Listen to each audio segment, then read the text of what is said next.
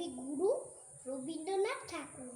মাগো আমায় ছুটি দিতে বল, সকাল থেকে পড়েছি যে মেলা। এখন আমি তোমার ঘরে বসে করব শুধু পড়া খেলা। তুমি বলছো দুপুর এখন সবে, না হয় যেন সত্যি হলো তাই। একদিনও কি দুপুর বেলা হলে বিকেল হলো